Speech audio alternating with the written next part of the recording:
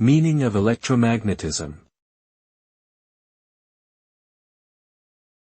Electromagnetism. Electromagnetism. Electromagnetism. Electromagnetism.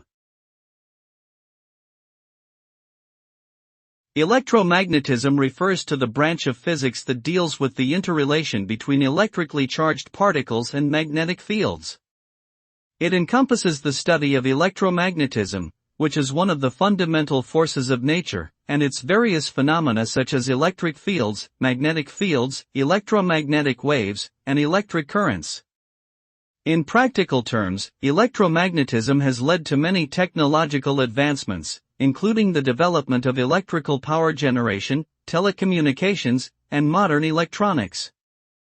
Understanding the principles of electromagnetism is crucial in many fields of science and engineering and has significant applications in our daily lives.